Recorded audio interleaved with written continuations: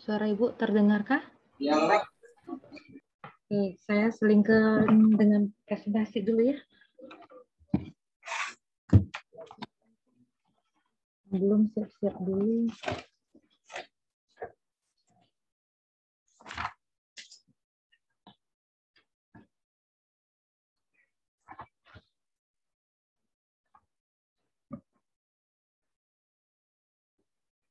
Ardianto simulated annealing.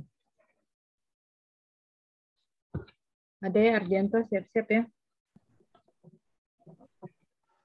Iya, Bu. Yang Simulated annealing ya. oh, iya, Bu. Kalau udah, kamu langsung share screen boleh kok. Udah saya buka. Penuh rekaman sudah ya. Oke, sorry Helena. Sudah.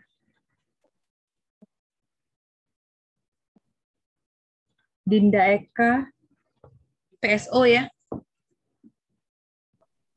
Iya, Bu. Hadip, PSO. Baik, Bu. Yuk, siapa yang sudah ready, silahkan.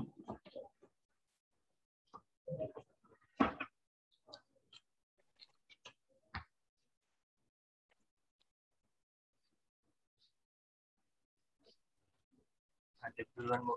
Oke, silahkan.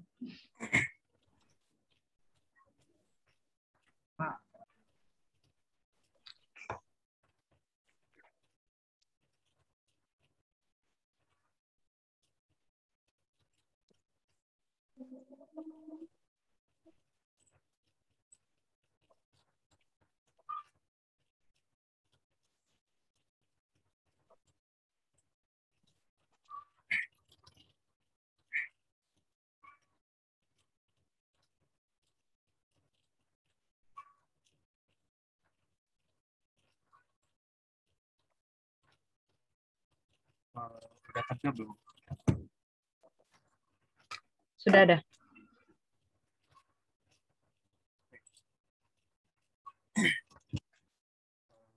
Ini itu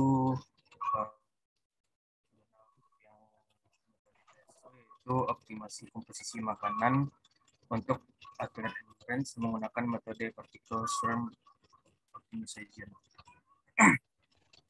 Abstraksinya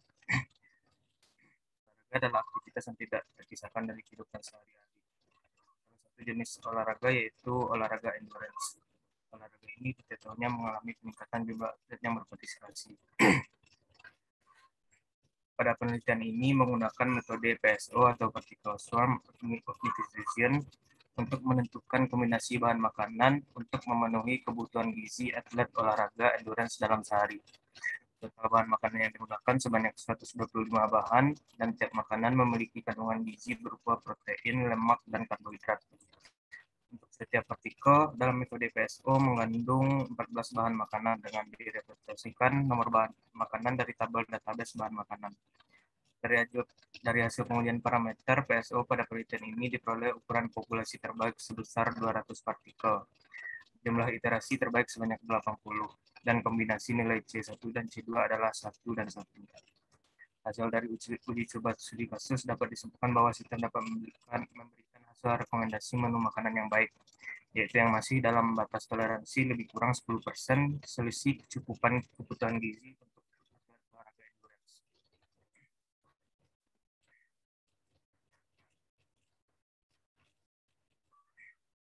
Untuk rumusan masalah bagaimana menggunakan parameter PSO untuk melakukan optimasi menu makanan pada atlet olahraga endurance, dan apakah dengan metode PSO sistem mampu memberikan komposisi makanan yang baik.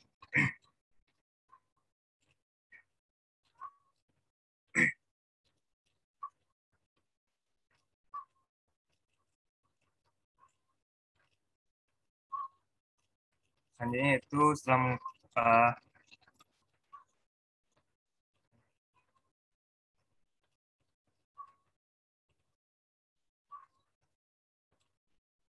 lanjut untuk metodologi. Yang pertama data penelitian. Yang pertama data bahan makanan yang didapatkan di data penelitian dilakukan oleh pada tahun 2015. Data tersebut diperoleh oleh peneliti sebelumnya melalui tabel komposisi makanan Indonesia yang dikeluarkan oleh Depkes Republik Indonesia.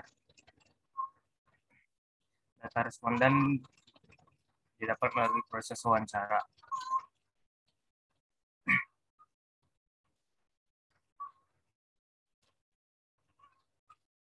Siklus penyelesaian masalah menggunakan PSO. Berikut adalah tahapan-tahapan pada proses optimasi dengan menggunakan particle swarm optimization.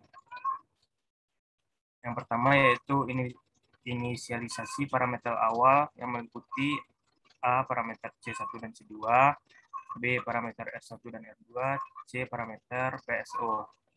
Yang kedua yaitu membagikan populasi awal sebanyak populasi yang ditentukan pada proses inisialisasi parameter. Ini contoh populasi awal. Bisa dilihat pada tabel. Selanjutnya itu stepnya melakukan perhitungan fitness untuk setiap partikel di perhitungan nilai fitness dilakukan untuk mengetahui nilai setiap individu terhadap pelanggaran atau penalti. Semakin besar nilai fitness yang dimiliki oleh suatu individu, maka semakin baik solusi yang diberikan oleh partikel tersebut.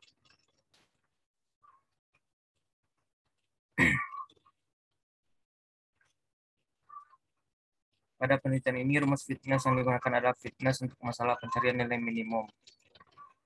Persamaan dari nilai fitness tersebut dapat dilihat pada persamaan 3.1, yaitu nilai fitness sama dengan 10.000 per penalti tambah total harga.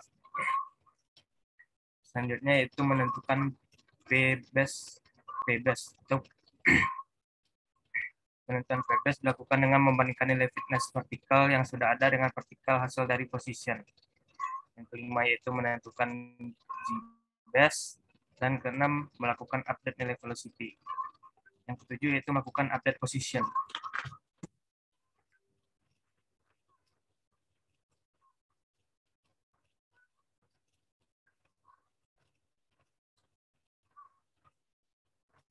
Bisa dilihat flowchart dari tahap-tahap untuk PSO di sini. Lanjut untuk pengujian dan analisis. Pengujian yang dilakukan terdiri atas uji coba ukuran populasi, uji coba banyaknya iterasi, dan uji coba kombinasi C1 dan C2, dan uji coba sistem. Data atlet yang digunakan adalah atlet berjenis kelamin laki-laki berusia 20 tahun dengan jenis atlet amatir dan berat badan 55 kg. Bahan makanan yang digunakan untuk pengujian adalah 125 data bahan makanan. Yang pertama yaitu hasil dan analisa uji coba ukuran populasi. Uji coba ukuran populasi dilakukan untuk melihat pengaruh ukuran populasi terhadap nilai fitness. Jumlah populasi adalah dari 25 hingga 200 partikel. Banyaknya iterasi yang digunakan dalam uji coba adalah 20 dengan nilai C1 sama dengan 1 dan nilai C2 sama dengan 1.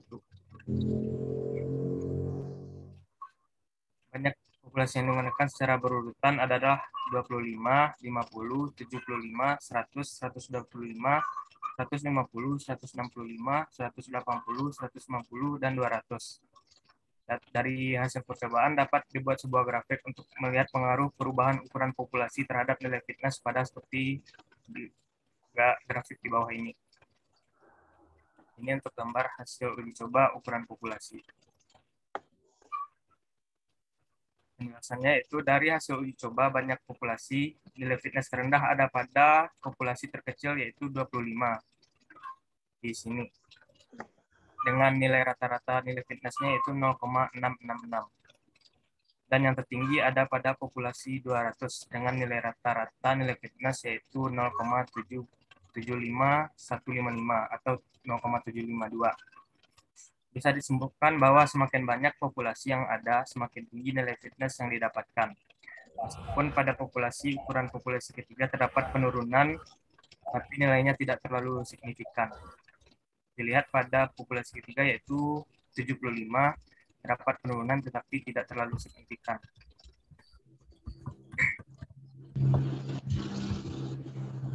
Peningkatan yang terjadi dikarenakan semakin banyak populasi, maka semakin besar ruang lingkup pencarian dan variasi nilai fitness. Selanjutnya yaitu hasil dan analisa uji coba banyaknya iterasi. Uji coba banyaknya iterasi dilakukan untuk melihat pengaruh banyaknya iterasi terhadap nilai fitness yang dihasilkan. Jumlah iterasi yang digunakan dalam penelitian ini adalah kelipatan 10, mulai dari 10 hingga 100 iterasi. Untuk setiap jumlah iterasi yang dilakukan, percobaan sebanyak 10 kali. Dalam uji coba, ukuran populasi yang digunakan adalah hasil terbaik dari pengujian banyak populasi, yaitu ukuran populasi 200 dengan C1 sama dengan 1, C2 sama dengan 1. Dari data hasil percobaan dapat dibuat sebuah grafik untuk melihat pengaruh perubahan banyaknya iterasi terhadap nilai fitness seperti pada gambar 3. Gambar 3 di bawah. Ini adalah grafik hasil uji coba jumlah generasi.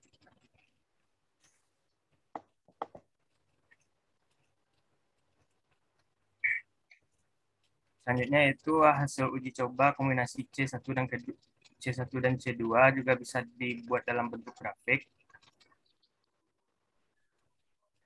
Penjelasan grafik itu kombinasi C1 dan C2 yang digunakan dalam uji coba menghasilkan rata-rata fitness yang terpola. Rata-rata fitness terendah didapatkan pada kombinasi C1 sama dengan 1 dan C2 sama dengan 0,5, yaitu yang di sini. Dengan rata-rata nilai fitness yaitu 0,765. Dan rata-rata nilai fitness yang terbaik didapatkan pada kombinasi C1 sama dengan 1 dan C2 sama dengan 1. Yaitu di sini dengan rata-rata nilai fitness yaitu 0,800. Pola yang ada pada grafik ini menunjukkan ketika nilai kombinasi tersebut mendekati 2 dengan nilai masing-masing 1, maka nilai fitness menjadi lebih tinggi. Sedangkan nilai rata-rata fitness sebagian besar tidak memiliki selisih nilai yang signifikan dibandingkan satu dengan yang lainnya, terkecuali nilai fitness yang tertinggi. Selanjutnya yaitu hasil dan analisa uji coba sistem. Uji coba sistem dilakukan untuk membandingkan nilai gizi dari rekomendasi menu makanan yang dihasilkan oleh sistem dengan kebutuhan gizi atlet. Batas toleransi nilai gizi yang ditetapkan oleh ahli gizi untuk menu makanan direkomendasikan adalah lebih kurang 10%. Hasil uji coba sistem dapat dilihat pada di sini. Gambar ini. Berdasarkan gambar 5, hasil uji coba sistem memberikan rekomendasi menu makanan dengan 5 komposisi makanan. Pertama adalah untuk makan pagi, 5 berikutnya untuk makan siang, dan 4 terakhir untuk makan malam. Masing-masing makanan pokok memiliki berat sebanyak 180 gram, sumber nabati sebesar 50 gram, sumber hewani sebesar 80 gram, sayuran sebesar 200 gram, dan pelengkap sebesar 150 gram. Untuk data nilai kebutuhan gizi atlet dan nilai gizi menu makanan yang direkomendasikan oleh sistem yang direkomendasikan oleh sistem dapat dilihat pada tabel di bawah ini. Kebutuhan gizi atlet sendiri yaitu untuk kalori sebanyak 2.581,60 kalori, karbohidrat 419,51 gram, protein 96,81 gram, dan lemak 57,36 gram. Sedangkan hasil dari rekomendasi sistem yaitu didapatkan 2.425,6 kalori dengan selisih nilai gizi yaitu sebesar 6,04%. Untuk karbohidrat yaitu 428,29 gram dengan selisih nilai gizi yaitu 2,09%. Untuk protein 88,69 dengan selisih yaitu 5,87%, dan lemak yaitu 54 gram dengan selisih 8,37%. Langsung kesimpulan aja. Coba kesimpulannya. Nggak usah baca itu. Kesimpulannya ada nggak deh? Kesimpulannya yaitu hasil terbaik dari pengujian parameter metode PSO pada uji coba populasi, uji coba iterasi, dan uji coba kombinasi yaitu 200 populasi, 80 iterasi, dan kombinasi 1 dan 1. Nilai-nilai tersebut dapat digunakan pada parameter metode PSO untuk menyelesaikan permasalahan optimasi komposisi makanan. Yang kedua yaitu hasil dari pengujian sistem pada kasus 1 hingga kasus 4. Mampu menyelesaikan masalah dengan menunjukkan sistem bahwa memberikan rekomendasi makanan dengan baik dikarenakan selisih untuk setiap kandungan dan kalori antar kebutuhan gizi. Rekomendasi memiliki selisih tidak melebihi batas yaitu 10%. Ini caranya nggak usah. Jadi pakai PSO untuk pemilihan itu ya, pemenuhan gizi atlet. Ya. Rekomendasi sistem berarti PSO ya? Ya, Bu. Ya kan? Jadi masuk sistem dia ini yang PSO kan? Ya kan? Kebutuhannya itu berarti ada plus minus ya? Iya, Ada Bu. selisih sih masih. Selisih dari gizi. Sarannya dia pakai parameter yang lebih beragam, lebih banyak. Ya, oke, berarti ada kasus baru yang bisa dipakai. Ini kalau rata-rata yang dioptimasi itu bisa sih dipakai untuk yang algoritma yang ada di optimasi modern ini. Ini kan di program linear ada ya pemenuhan gizi.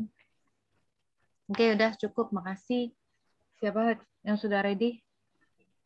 Terima kasih, Bu. Ya.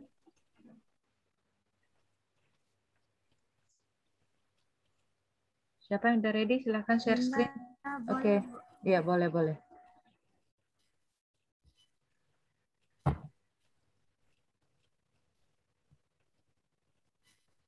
Udah terlihat belum? Assalamualaikum. Di sini jurnalnya berjudul Optimasi Research Allocation menggunakan algoritma Vertical Sum Optimization atau PSO pada sistem Long Term Evolution para atlet. Abstrak, dalam kebutuhan manusia seperti komunikasi wireless broadband akan mengalami suatu perkembangan, maka kebutuhan manusia seperti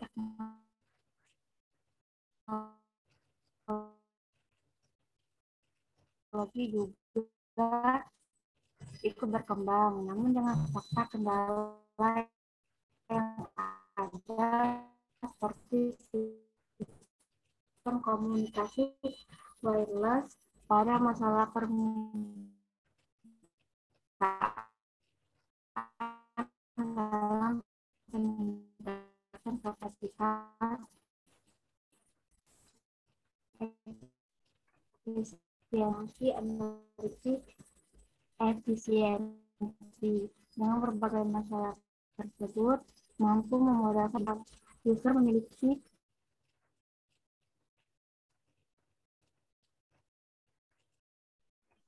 Hilang sinyal dia ya. Putus-putus nggak kalian dengar apa cuma ibu? Ya Bu, putus-putus. Putus-putus Bu. Sambung siapa dulu ya? Dia belum lagi join kayaknya. Siapa yang udah siap? Karena saya mau ngajarin N koloni hari ini. Boleh Hardi, Bu. Oke, ya.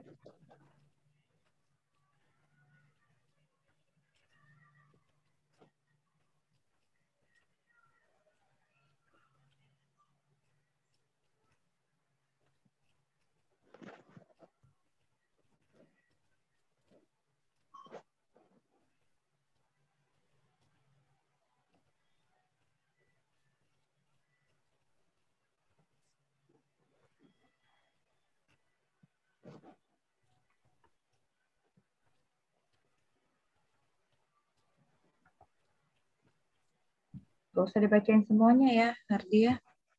Iya, Poin-poin ini pentingnya aja. Oh, oke. ini udah kelihatan belum, Bu? Udah kelihatan. Udah di, aman. Oke. Ini Optimasi kecil fungsi. gini karena pakai HP. Iya, pakai HP, Bu. Oh, Soalnya Enggak lagi apa-apa. Ayo. ya.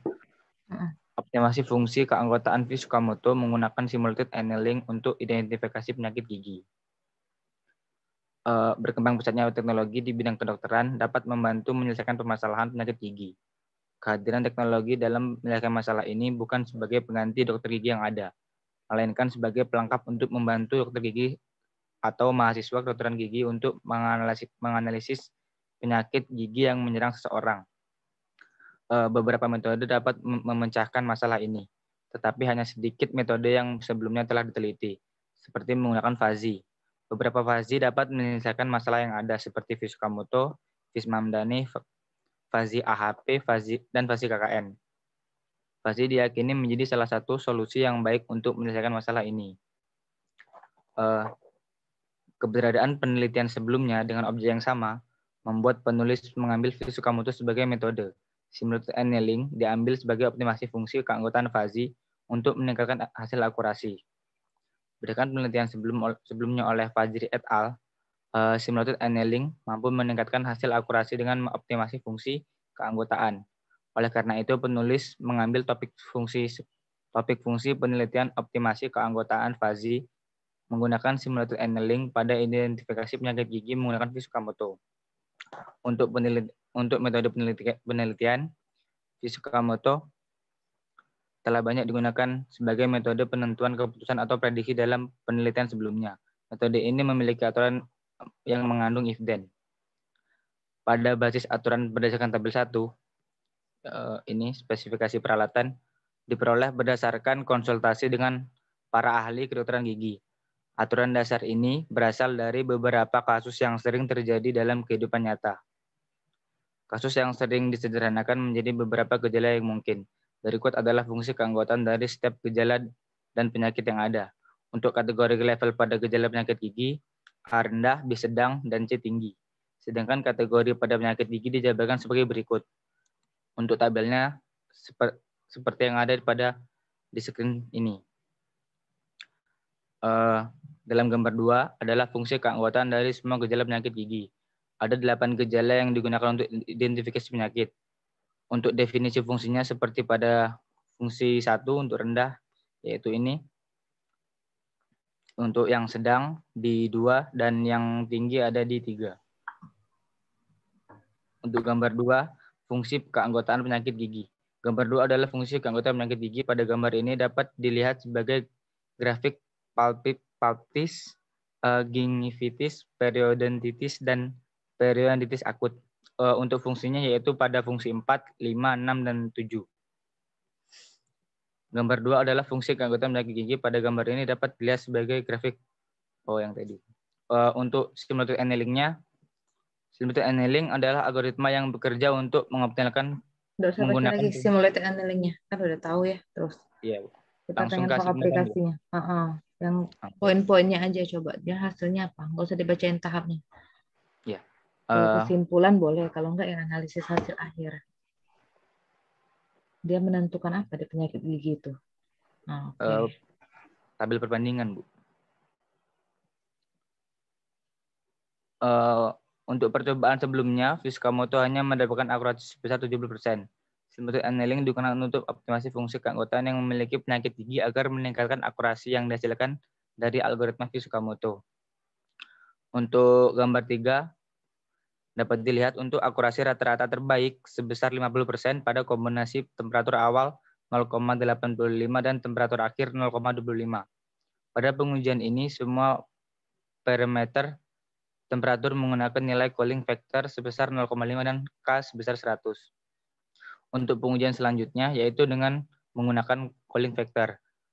Pada pengujian ini, untuk melihat pengujian laju pendinginan pada proses simulated annealing, yaitu pada gambar 4, nilai rata-rata akurasi maksimal dapat dinilai cooling factor 0,8 dan akurasi sebesar 78,3%. Pada pengujian ini menggunakan parameter temperatur dengan kombinasi 0,85 dan 0,25. Berdasarkan parameter terbaik pada pengujian sebelumnya dengan K sebesar 1000. Untuk nilai pengujian K pada gambar 6 dapat dilihat grafik akurasi dari pengujian nilai K. Nilai K terbaik didapat pada K sampai dengan 7000 dengan akurasi rata-rata maksimal 90,1%. Pengujian ini menggunakan parameter temperatur dan cooling factor terbaik sebelumnya. Pada pengujian ini dapat diakui sebesar akurasi maksimal terbaik sebesar 92,5%. Ini tabel perbandingannya pada tabel 2. Langsung kesimpulan, berdasarkan hasil pengujian, dapat disimpulkan parameter terbaik untuk mendapatkan akurasi rata-rata terbaik pada simulated annealing Tsukamoto, yaitu kombinasi temperatur 0,85 dan 0,25, cooling factor 0,8, dan nilai K sebesar 7000. Parameter-parameter ini bisa menghasilkan nilai akurasi rata-rata terbaik sebesar 90,1% dan akurasi maksimal terbaik sebesar 92,5%. Berdasarkan hasil penelitian ini, dapat disimpulkan metode ini bisa menghasilkan akurasi yang lebih baik dibandingkan penelitian sebelumnya. Untuk penelitian selanjutnya, bisa menggunakan metode klasifikasi KNN, Fuzzy Neural Network, ataupun Extreme Learning Machine untuk mendapatkan akurasi yang lebih baik lagi. Mungkin itu aja, Bu. Oke, jadi fuzzy dia tuh pakai sama simulated annealing ya. Oke, Iya. berarti bisa juga penyakit gigi. Berarti kamu cari penyakit yang lain juga bisa kalau mau pakai aplikasi itu. Logikanya Iya. gitu kan? Heeh. Iya. Siapa lagi tadi? Yang hilang tadi siapa tadi? Ardi Sudah. cukupin, Bu ya. Iya, oke. Tadi siapa yang hilang sinyalnya tadi? Kembali belum? Ya, Bu. Tadi. Yuk, Udah masuk tadi. lagi. Ya, Bu.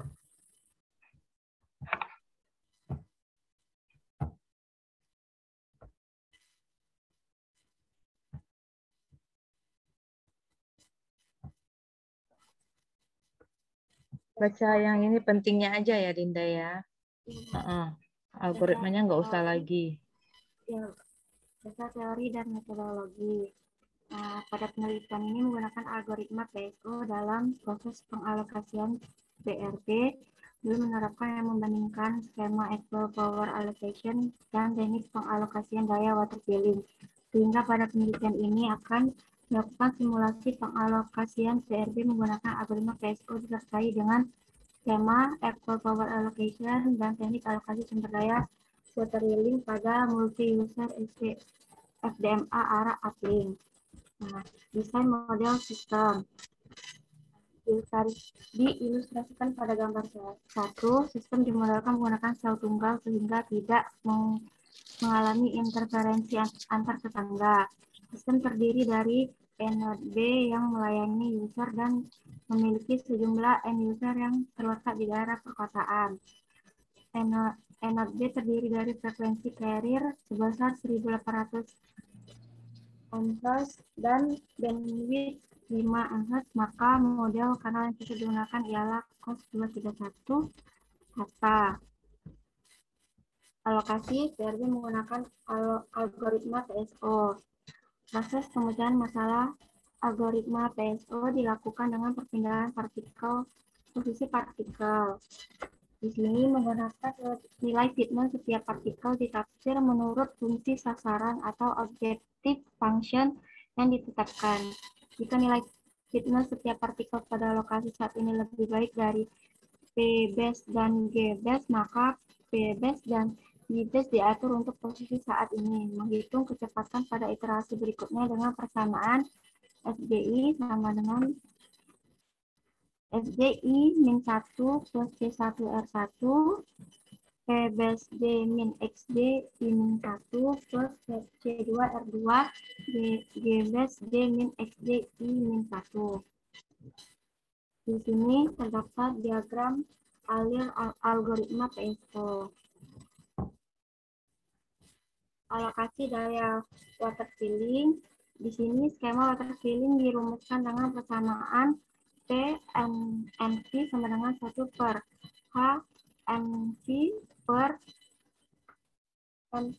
N sama dengan P, di mana N-nya dari 1, P-nya dimulai dari 1 per HNP dikali PT, di mana PNP adalah daya yang dialokasikan ke RB ke V pada user ke N pada time slot S, sedangkan PT adalah total daya dari transmitter dan HNP adalah kondisi kanal.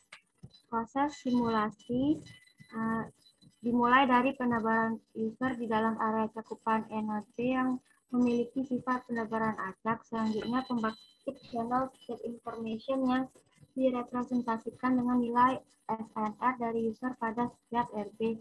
Perhitungan CSI dari tiap user menggunakan sistem komunikasi yang terdiri dari receiver, transmitter, kanal padding, serta rugi-rugi di ruang bebas. Selanjutnya nilai CSI dipetakan ke nilai CSI index. Selanjutnya dilakukan pengalokasian RB pada tiap user menggunakan algoritma particle swarm optimization. Untuk skema water filling, setelah proses pengalokasian RP dilakukan penghitungan kualitas tanah step user. Setelah itu dilakukan pengalokasian daya dengan menggunakan skema water filling sesuai dengan kondisi tanah step user. Hasil simulasi dan analisis. Simulasi dilakukan dengan 4 skema, yaitu skenario pengalokasian CRB menggunakan algoritma PSO tanpa skema dan alokasi daya water filling. Lalu algoritma PSO menggunakan teknik alokasi daya EPA tanpa alokasi daya water filling. Dan algoritma PSO disertai teknik alokasi daya EPA dan alokasi daya water filling. Skenario tersebut untuk mengamati kualitas layanan informasi dan perubahan user yang bervariasi mulai dari 10 sampai 50 dengan kenaikan 5 dan jumlah PRB 25. Average use output adalah nilai rata dalam pencapaian output dari semua user dan tersebut menggunakan kualitas kanal SNR nilai akan menggunakan skema PSO, EPA, PSO, WF, dan PSO, EPA. Pada gambar di atas, CRB 25 dan sel 10 sampai 100 meter. Nilai user output mengalami penurunan dengan selisih rata besar 6,28 Mbps bila membandingkan skema PSO EPA dengan skema PSO WF. Sedangkan pada skema PSO dengan skema PSO mengalami penurunan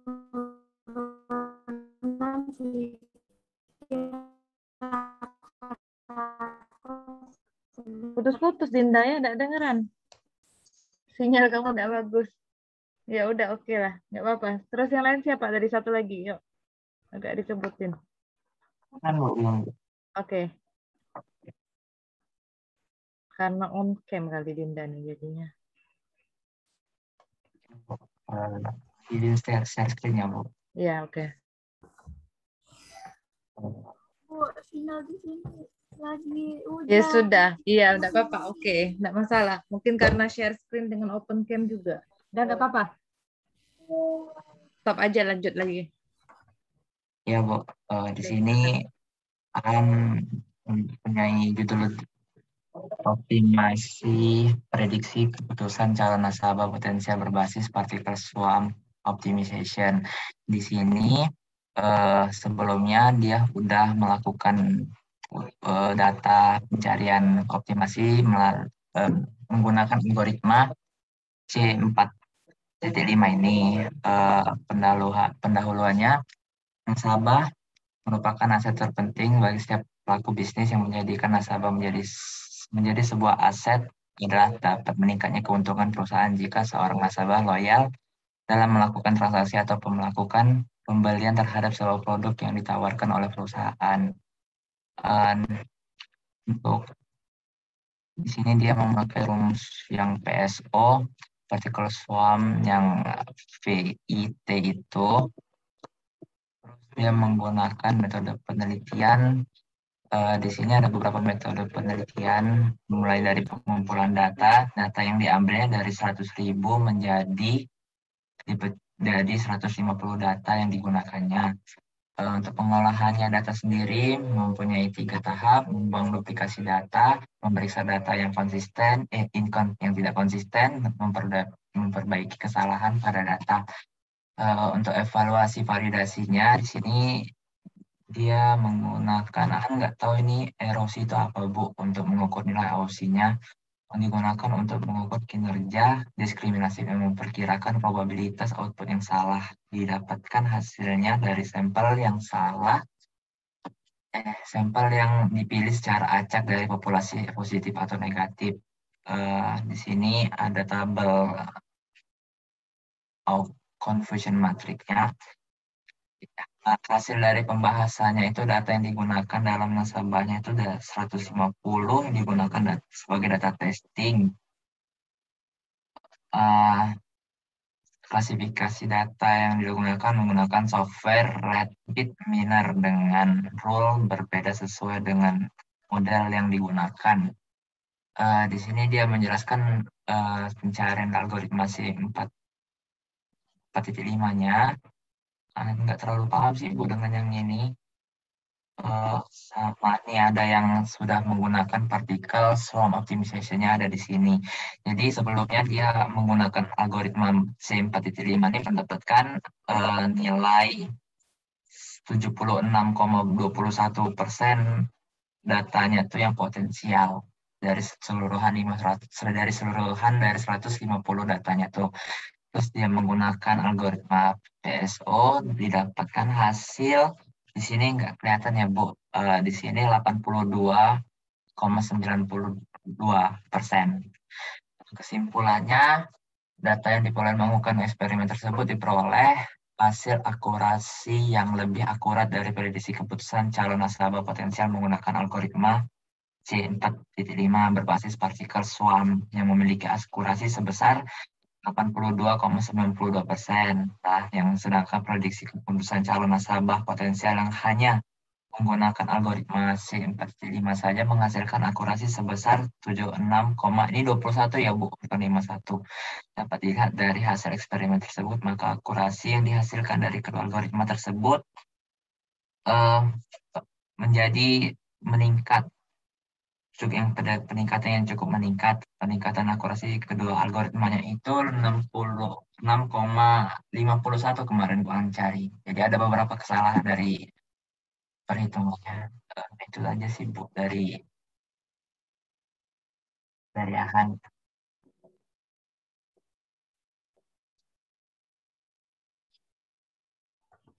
Ya, oke.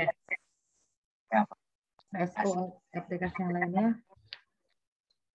Oke, selanjutnya dikit lagi saya dapat tulisannya. Muhammad Sahril sama Zikri Egitama. Sahril PSO, Zikri Egitama PSO.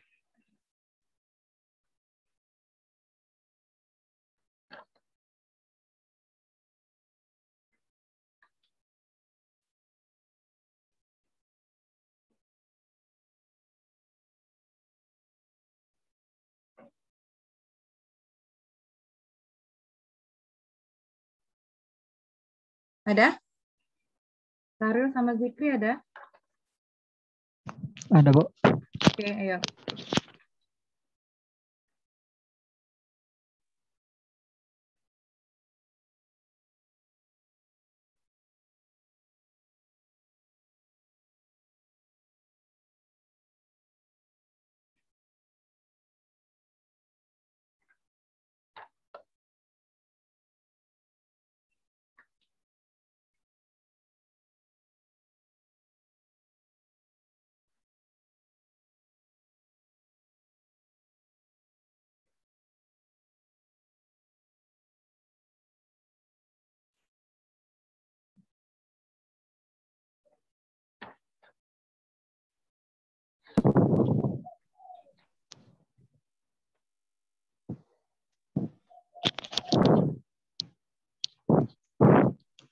Sudah kelihatan, Bu? Oh, oke, sudah. Baik, di sini judul jurnal yang Sahril ambil yaitu optimasi pembagian tugas dosen pengampu mata kuliah dengan metode PSO.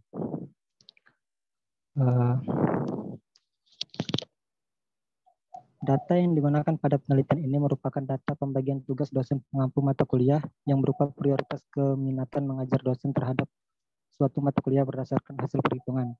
Dilakukanlah pengujian untuk mengetahui pengaruh parameter uji terhadap nilai fitness yang dihasilkan.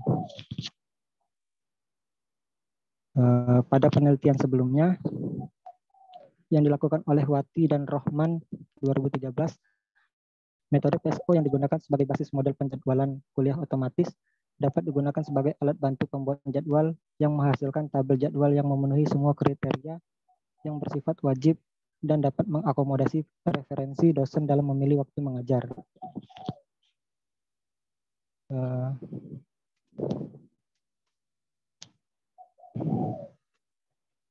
Selanjutnya, pembagian tugas atau penugasan.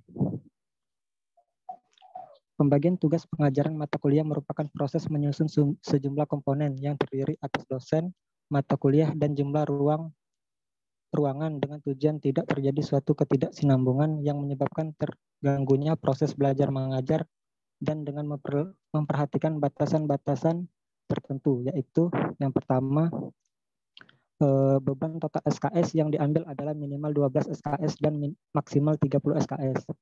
Jumlah total mata kuliah yang dapat diambil adalah minimal 1 mata kuliah dan maksimal 4 mata kuliah.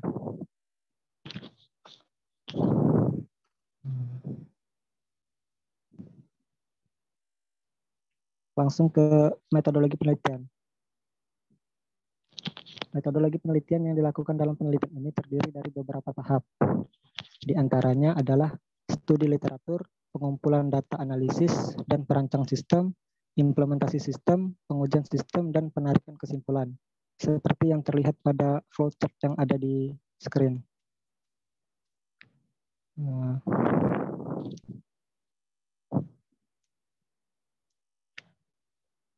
Selanjutnya yaitu perancangan, formulasi permasalahan.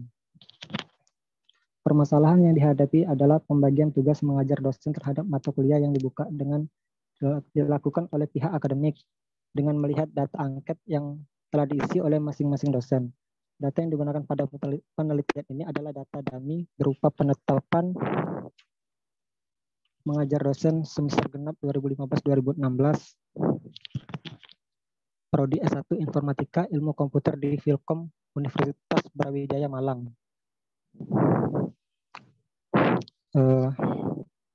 Seperti yang terlihat pada tabel 1 dan tabel 2, yaitu pemetaan data dosen dan tabel mata kuliah. Kemudian, siklus penyelesaian terhadap masalah yang diteliti dengan menggunakan PSO dimulai dari inisialisasi partikel. Digunakan untuk menentukan posisi awal partikel. Inisialisasi partikel dilakukan dengan cara membangkitkan matriks bilangan bulat secara acak dengan ring 1-20 sesuai dengan jumlah dosen yang digunakan, yaitu 20. Panjang kromosom partikel di sini sesuai dengan jumlah kelas yang dibuka, sedangkan jumlah partikel dapat disesuaikan dengan input yang diberikan. Kedua yaitu membangkitkan matriks biaya.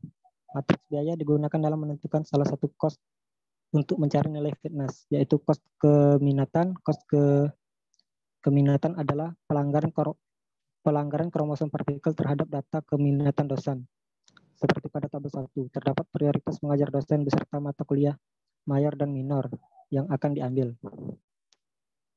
Mata kuliah mayor adalah mata kuliah yang lebih diprioritaskan daripada mata kuliah minor. Seperti terlihat pada tabel 3, tabel pembobotan.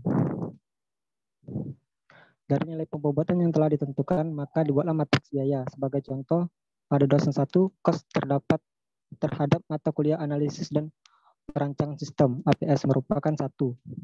Karena mata kuliah APS merupakan mata kuliah prioritas pertama yang ingin beliau ajar sekaligus termasuk mata kuliah mayor. Seperti terlihat pada tabel. Kemudian yang ketiga yaitu menghitung nilai fitness. Menghitung nilai fitness dapat dilakukan dengan cara menghitung total dari ketiga cost, yaitu cost keminatan, cost SKS, dan cost kelas. Untuk rumus fitness dapat dilihat pada persamaan berikut, yaitu fitness sama dengan C minus total cost. Konstanta yang digunakan di sini bernilai 100.000 karena bilangan tersebut mudah dikurangkan dengan nilai total cost yang didapat dari tiap partikel yang berkisar sampai puluhan ribu. Selain itu, hasil pengurangan dari konstanta dapat digunakan sebagai nilai fitness yang umumnya memandang nilai yang lebih besar sebagai nilai yang lebih baik. Langkah keempat, menentukan partikel P-base dan G-base. Partikel P-base merupakan partikel yang terbaik. Dengan kata lain, memiliki nilai fitness yang lebih besar dibandingkan dengan partikel-partikel di sekitarnya. Menentukan partikel P-base dilakukan dengan cara membandingkan nilai fitness tiap partikel pada suatu iterasi. Partikel G-base adalah partikel terbaik dari seluruh iterasi. Menentukan partikel Gibes dilakukan dengan cara membandingkan partikel-partikel Gibes sehingga didapatlah partikel dengan nilai fitness tertinggi. Selanjutnya menghitung nilai kecepatan. Nilai C1 dan C2 dapat ditentukan melalui input yang diberikan. Kemudian menghitung nilai posisi baru.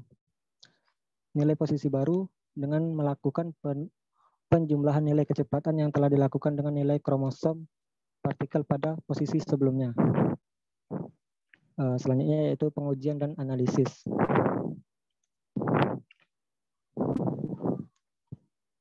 Pengujian jumlah partikel.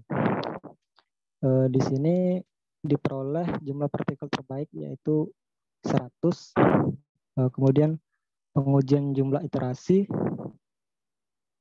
Jumlah iterasi terbaik juga 100. Selanjutnya yaitu pengujian parameter kecepatan C1 dan C2.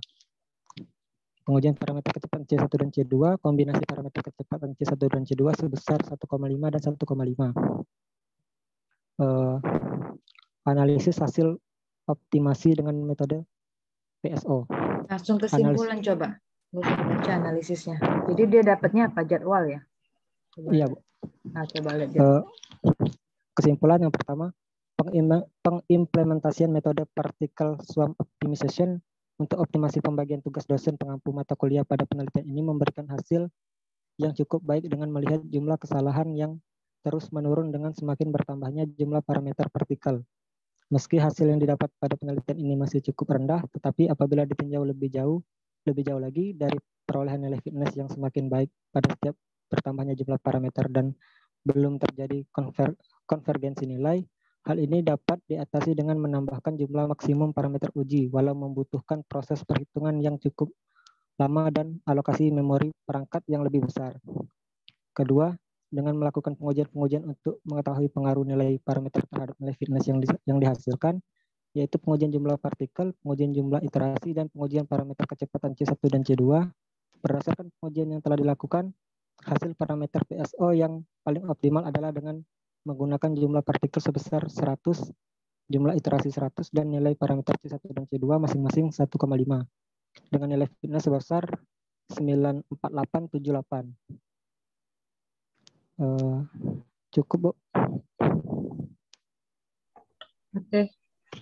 Itu artinya PSO bisa untuk jadwal juga. Jadi kalau mau perbandingan boleh sih pakai yang GA ya. Kemarin banyak pakai GA, jadi dibandingkan nanti. Bagus juga idenya. Oke, saya ke materi dulu ya. Yang tadi saya sebut siap-siap aja habis materi lagi ya.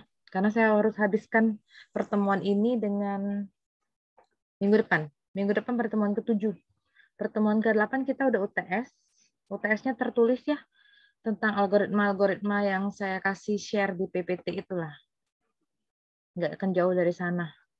Ini sudah keluar PPT-nya? Sudah, Bu. Oke. Sudah, Bu. Jadi kurang lebih itulah yang kita pelajari dari awal ya, jadi ya bahannya. Nanti saya pilih yang kira-kira berapa dalam waktu interval yang diberikan cukup untuk kalian ngerjakan. Itu pertemuan ke-8. Minggu depan sekali lagi, sisa-sisa yang belum presentasi siap-siap di minggu depan. Ini ada satu kali lagi tugas kalian tentang uncolony. Nanti saya buat rumahnya, jadi ada 4 kali ya. Tentang uncolony ini nanti disubmit. Kalian browsing kayak biasa ya. Jadi kamu udah pakai GA, SA, PSO, sama uncolony. Sama ACO, uncolony optimization.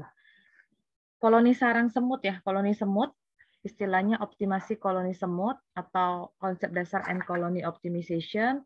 Terus kita akan bahas tentang end searching behavior. Mirip-mirip lah dia nih ya. Nanti pakai bilangan acak semua. Sorry. Terus ada pet retracing dengan pheromone updating. Pheromone tuh yang sinyal yang dikirim oleh semut itu ya. Bisa di browsing nanti pheromone. Indonesianya pheromone namanya. Pakai FE dia tulisannya. Kalau Inggrisnya pheromone itu, kemudian pheromone trail evaporation. And colony optimization atau kita singkat ACO ya. Kalau tadi PSO kan.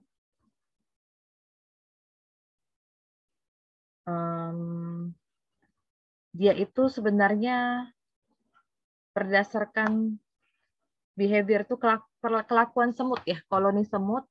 kumpulan semut-semut. Kumpulan semut-semut kan kalau semut itu selalu berkelompok. Perilaku kooperatif, perilaku kerja semut yang nyata, yang mampu menemukan jalur terpendek. Jalur terpendek dari sarangnya, sarang-sarang semut ke sumber makanan. Jadi metode ini dikembangkan oleh Dorigo, ya kan, dengan rekan-rekannya pada awal tahun 90. Itu ini apa sih Bu, 1331, 1332, karena di buku teks itu ada sumber pustaka ya, jadi bisa dicek nanti 1331, 1332. Kemudian proses, saya bila bacanya apa ya, proses optimasi koloni semut atau proses ACO ini, ACO ya, and colony optimization ini dapat dijelaskan dengan merepresentasikan masalah optimasi sebagai grafik atau graf yang berlapis-lapis multi-layer.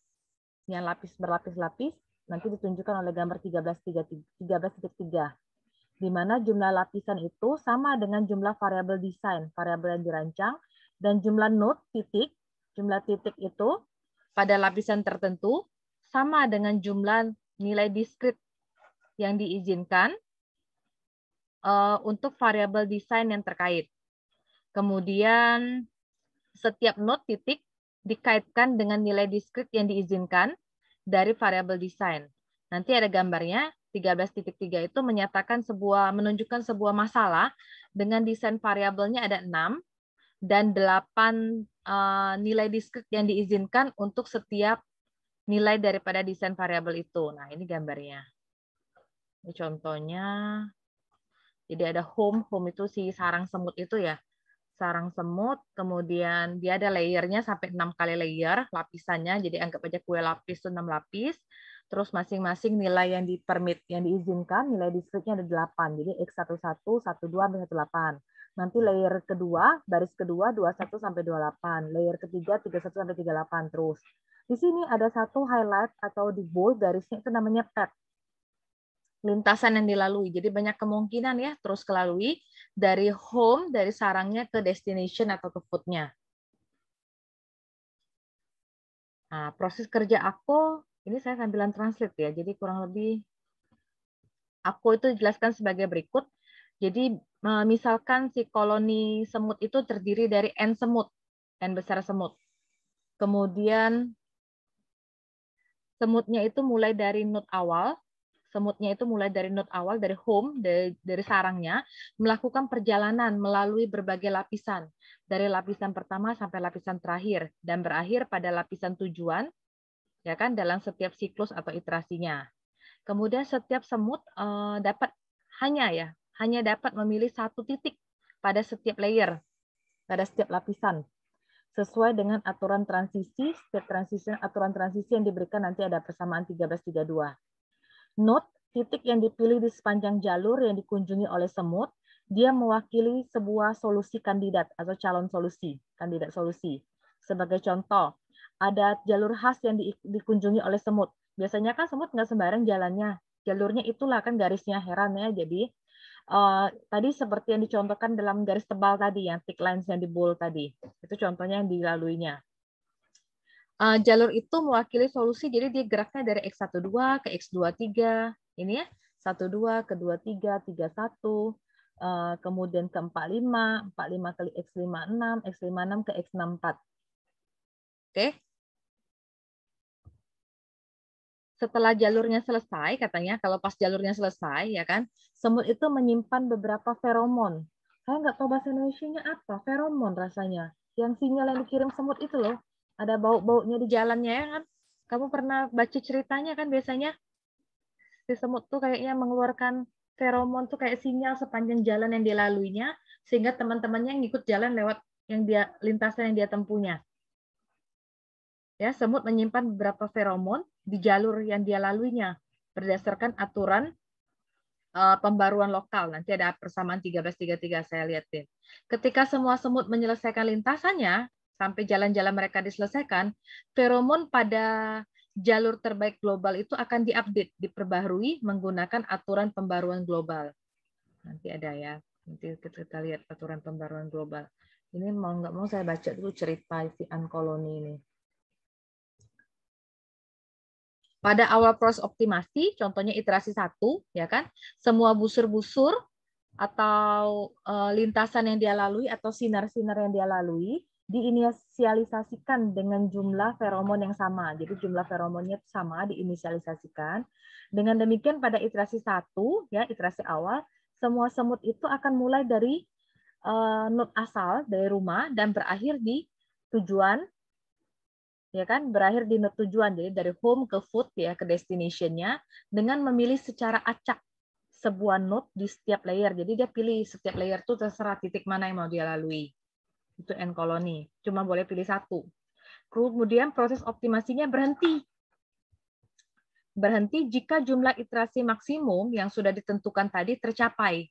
Jadi kita tentuin sendiri iterasinya mau sampai berapa sudah tercapai, atau tidak ada solusi yang lebih baik yang ditemukan dalam jumlah siklus yang sudah kita tentukan tadi sebelumnya. Kalau nggak ada solusi yang lebih baik, sudah stuck nilainya, itulah.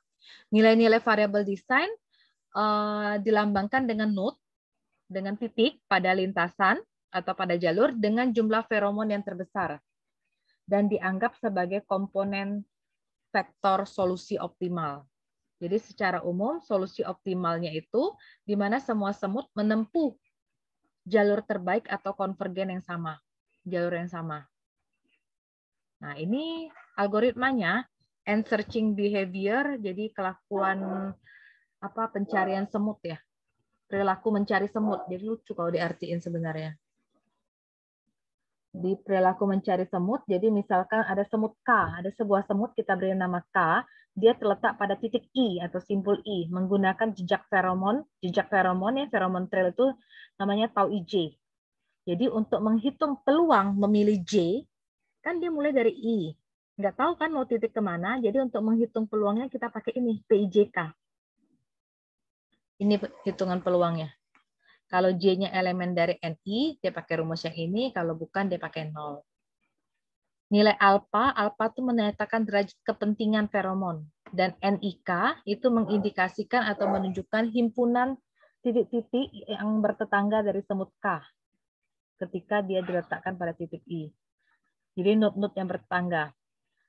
Kemudian node-node yang bertetangga itu berisi semua titik-titik, ya kan, yang terhubung langsung ke node I, kecuali node sebelumnya.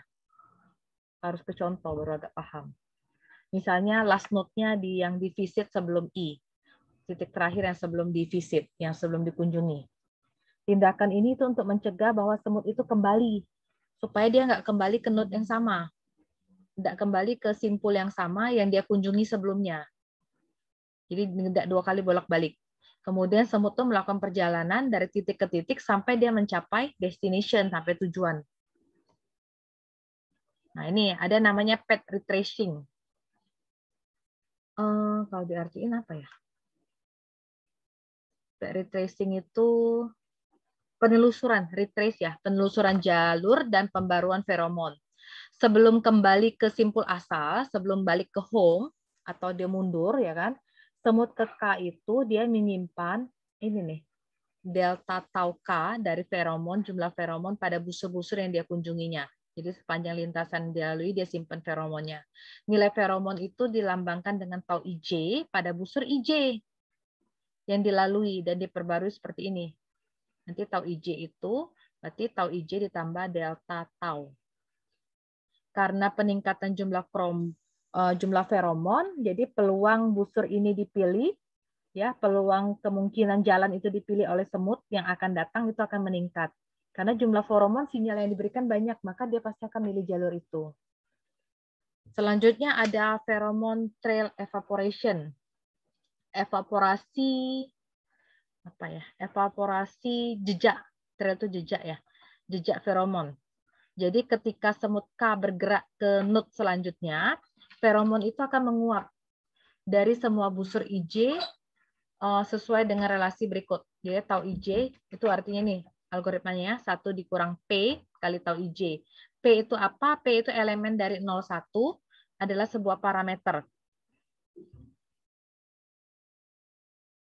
Ya, adalah sebuah parameter. Dan A menunjukkan segmen atau busur yang dilalui oleh semut ke K, di mana jalurnya dari rumah, dari home ke destination. Kalau penurunan intensitas feromon, dia mendukung eksplorasi lintasan-lintasan yang berbeda sepanjang proses pencarian. Hal ini juga membantu proses eliminasi, membatasi nilai maksimum, ya kan? This also help. Jadi hal ini juga membantu membatasi nilai maksimum yang dicapai oleh jalur feromon. Sebuah iterasi itu artinya apa? Sebuah siklus lengkap yang melibatkan pergerakan semut-semut, penguapan evaporasi feromon, dan deposit feromon, penyimpanan feromon. Kemudian kalau setelah semut balik, ini ceritanya harus baca ya. Saya perlu translate kayak gini apa nggak usah ya? Kira-kira. Menurut kalian perlu saya translate kayak gini atau kalian cukup baca sendiri? Takutnya nanti bosen ini. Perlu ditranslate apa nggak usah? Apa nanti kalian baca sendiri aja ini? Boleh ditransit juga nggak apa-apa, Bu? Soalnya kan ada beberapa orang yang butuh dia translate, ada beberapa orang tipenya daripada dengar saya. Kalau saya juga daripada dengar yang itu menjelaskan lah, saya lebih paham saya baca sendiri gitu. Jadi sambilan ya, nanti kalau nggak paham nanti kamu baca lagi. Kan ini ya record-annya ya. Kurang lebih translate saya gitulah ya.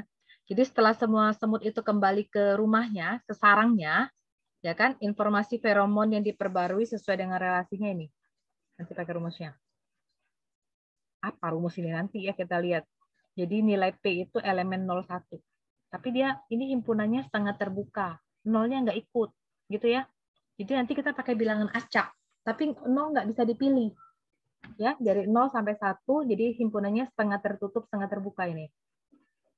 Dia adalah laju penguapan, atau kita kenal juga sebagai faktor peluruhan feromon.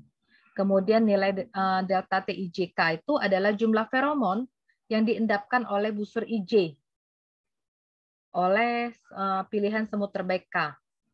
Kemudian apa sih tujuan pembaruan feromon? Yaitu untuk meningkatkan nilai feromon yang terkait dengan jalur yang baik atau jalur yang menjanjikan. Feromon yang diendapkan itu rumusnya ini. Q itu konstanta, LK itu panjang jalur yang ditempuh oleh semut ke K. Nih bentuknya. F worst itu nilai yang paling worst, yang paling jelek. Kalau F best itu nilai yang paling baik dari fungsi tujuan yang dilalui oleh sebanyak N semut tadi. Lambang zeta ini itu parameter yang digunakan untuk mengontrol skala pembaruan global dari feromon. Semakin besar nilai zeta, artinya semakin banyak feromon yang didepositkan pada lintasan itu. Dan artinya kemampuan eksploitasinya menjadi lebih baik. Ini algoritma ACO. Kalau kita mau nulis di tinjauan pustaka, artinya algoritma inilah yang tulisan ilmiahnya yang kita tulis.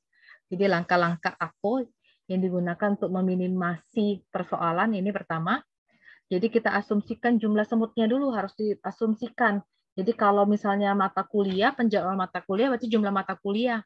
Tadi PSO temannya yang presentasi, kalau dosennya 20 berarti dia 20 gitu kan. Ini juga sama, N. Kemudian asumsikan bahwa satu set nilai diskrit yang diizinkan untuk masing-masing N variabel desain. Kemudian nyatakan nilai diskrit yang kita izinkan itu sebagai XI. Jadi ada XI1, XIL ya, XI2, XIP sampai gitu. Ini satu, ini sorry, bukan XIL, X1 karena geraknya dari 1. Kemudian kita asumsikan bahwa jumlah feromon TIJ itu, tau IJ ya, tau IJ itu sama awalnya di sepanjang busur atau sinar yang kita lewati dari graf yang berlapis-lapis tadi, yang layer graf tadi. Kemudian tau IJ itu menyatakan jumlah iterasi. Tau IJ bernilai 1 diasumsikan untuk semua busur yang dilalui. Jadi kita set dulu dari 1 geraknya. Ini cari peluangnya, peluang memilihnya. Kemudian ini rumus peluang tadi sudah ya, peluang memilih. Kemudian ada specific path. Jalur khusus ya. Jalur khusus atau nilai diskrit yang dipilih oleh semut ke K dapat ditentukan dengan bilangan acak. Ya tadi bilangan acak dari 0 sampai 1. Kemudian kita akan pakai sama seperti GA, ada namanya proses kumulatif. Kemudian pemilihan acaknya ya pakai rolled wheel boleh, pakai random boleh.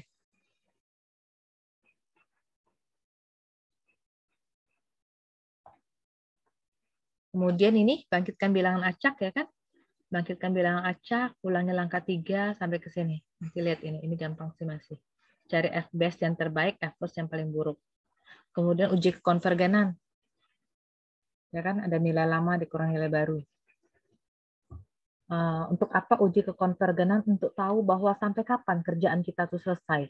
Jangan ngulang-ngulang tiap iterasi, kan ada syarat bahwa iterasi itu akan berhenti. Jadi proses itu diasumsikan konvergen jika semua semut itu sudah mengambil jalur sama yang terbaik. Kalau konvergennya belum tercapai, asumsikan bahwa semut itu semuanya kembali ke rumah dan mulai lagi mencari makanan. Jadi iterasinya kita gerak terus, L-nya L tambah 1. Perbarui feromon pada semua lintasan busur yang berbeda. Nilai tau IJ yang lama itu menyatakan ini, jumlah feromon dari iterasi sebelumnya. Jadi berkaitan terus. Nah ini ya, ini nggak usah saya baca. Nah ini kita ke contohnya ini. Kita punya fungsi. Jadi sebenarnya cerita si N-koloni itu kerjanya sebenarnya sama dengan PSO, SA, dan GA. Saya lihat sama. Dan dia juga bisa ngerjakan fungsi. Sebelumnya kan ada contoh-contoh fungsi. Ini kan nggak kasus ya kalau di chapter ini. Nanti kamu sambil browsing, kita ada tugas satu kali lagi, saya ingatkan yang N-koloni. Jadi biar bisa tahu kerja N-koloni itu buat apa. Kemudian ini fungsi. Artinya fungsi yang kemarin dikerjakan pakai FPSO bisa dikerjakan pakai ACO ini. Atau pakai simultaneous juga bisa. Jadi diasumsikan dulu bahwa jumlah semutnya 4. Jadi cuma ada satu desain variabel. Jadi desain variabelnya N-nya sama dengan 1. Ini siapa yang menentukan? Kita, tergantung kasusnya. Kemudian permissible nilai variabel diskrit yang diizinkan itu X ya, X sama dengan X1. Jadi dia butuhnya sampai 7, jadi X11, 12, 13 sampai 7. Siapa yang menentukan 0, 0,5 tergantung dari kasus ya. Ini interval. Kalau ini kan dia karena 3 ya, 0 sampai 3. 0 sampai 3 kita bukan bagi 7 ya. Jadi gimana ya? Dia startnya 1. Saya gambar.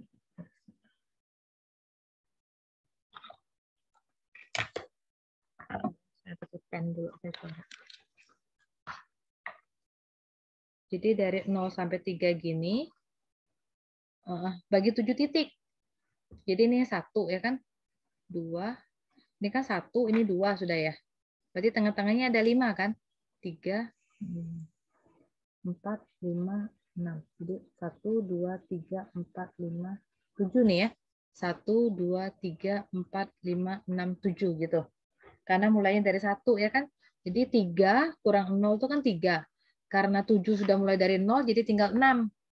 3 bagi 6 setengah kan. Jadi 0, di sini 0,5. Selisihnya 1, 1 setengah. 2, 2 setengah sama 3 ini 1, 2, 3, 4, 5, 6, 7. Ini X11, X12 gitu ya. Bagi intervalnya pas. Nah, karena dia permissible discrete value-nya, nilai variable, nilai discrete yang diizinkannya 7. Jadi buat kayak gini, X11, 0, 0 setengah, 1, 0,5, 1, 1 setengah, 2, 2 setengah, 3. Setiap semut tuh dapat memilih sebarang nilai discrete-nya. Ada di gambar 13.4. Nah ini kan home katanya. Ini food-nya, layernya cuma 1 kan 0, 0 setengah. Jadi dia bisa milih sendiri. Jadi asumsikan bahwa jumlah feromon tuh sama, ya kan? Dari tau IJ. Nah, feromonnya sama, dimisalkan ini, sorry. Nih, tau IJ-nya 1. Jadi sama kayak PSO. PSO tadi kan ada kombinasi C1, C2. Itu semua kita yang inisialisasikan. Jadi set nomor iterasinya dari pertama 1 dulu. Jadi untuk sebarang semut K, maka peluang memilih petnya, memilih lintasan X1J diberikan seperti ini. Ini ada rumusnya tadi kan? Karena tau 1J tadi kita misalkan 1, terus itu 7 kan tadi? 1/7. P-nya bergerak dari 1 sampai 7. Jadi 7.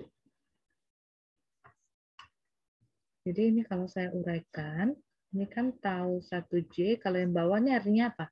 Tau 11 gitu ya, tau 12 sampai nanti tau 17. Ini kan tadi dimesalkan 1 ya. Ini kan 1 tambah 1 terus nih. Sampai 1, jadi ada 7, 1/7.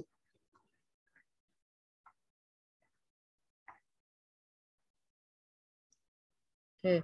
Kemudian untuk memilih spesifik path, lintasan yang spesifik atau nilai diskrit variabelnya, dipilih dengan memilih sebuah semut menggunakan random number yang digenerate, bilangan acak yang digenerate pada interval 0,1.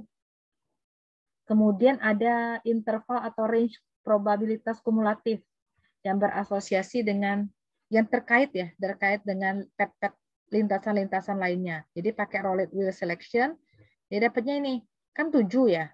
Tadi kan sepanjang itu 7. 7 itu kalau kita bagi jadi 1/7, 2/7 gitu kan. Ini 1 kan. Kalau dibagi 7 kan jadi 1/7 lah, 2/7, 3/7 kan dibagi 7. Nah, gitu ya.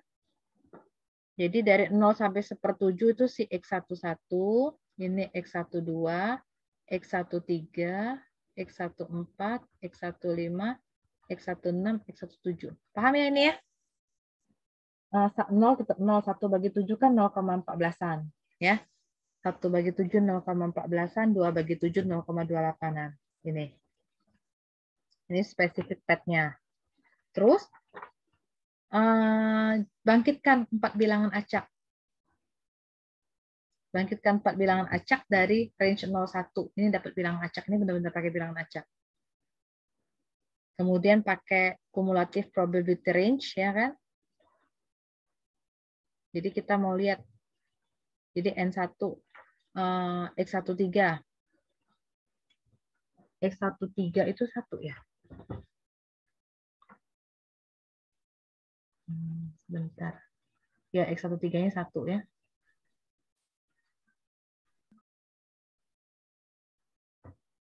Ini ya. Jadi menggunakan range probabilitas kumulatif yang diberikan di langkah 2. Langkah 2 ini nah ya, range ini katanya. Di mana nilai RI ya. Kita akan tahu di mana nilai RI-nya. Maka diasumsikan nilai diskritnya dari beberapa semut yang berbeda dapat dilihat seperti ini. N1. N1 berarti X13. 1. N2 X17. Mana N2?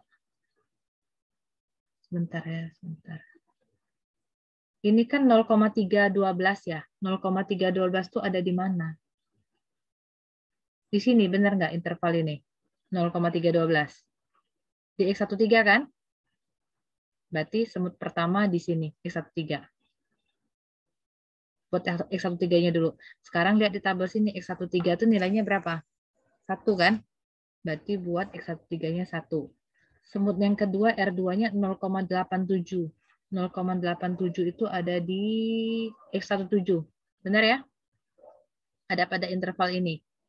Berarti X17, tapi yang ditulis X17 itu 3. Sorry, saya bolak-balik nih. X17-nya 3. R3-nya 0,47-an. Lihat lagi sebelumnya 0,47-an itu ada di X14 di sini.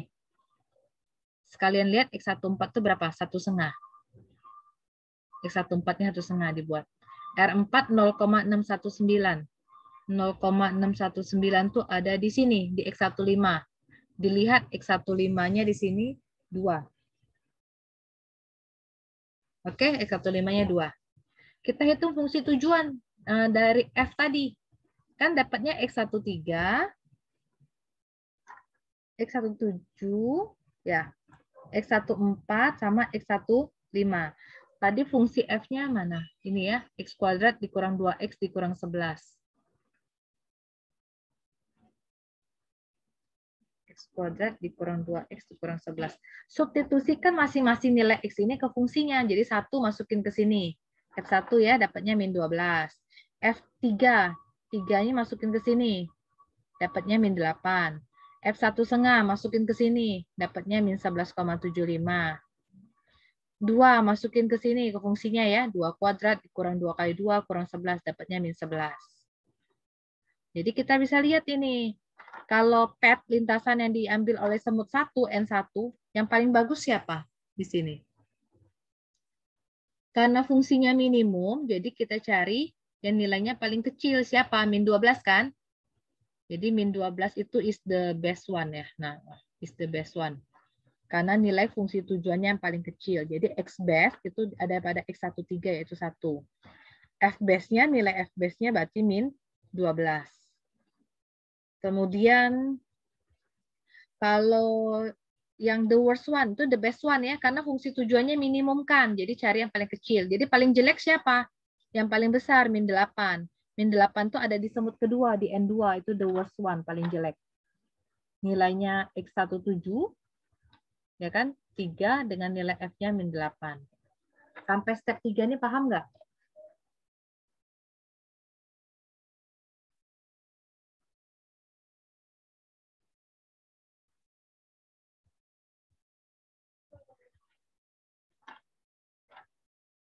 Ada pertanyaan nggak sampai situ? Yang slide ini nih, kalau yang baca dari sini, slide kedua, slide ketiga, sampai slide keempat. Ada pertanyaan kah di sini? Belum, Bu.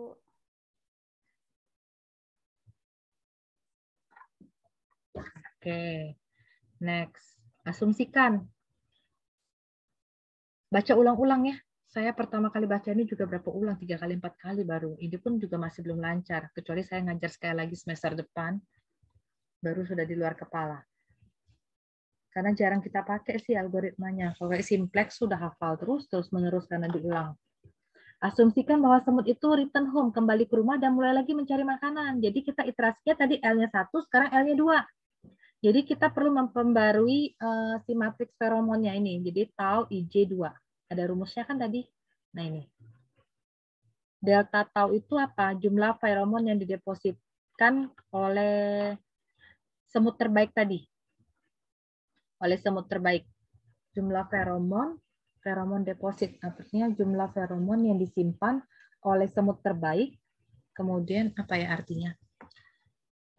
Dan jumlahnya itu, summation itu jumlah sigmanya. Dan jumlah sigmanya itu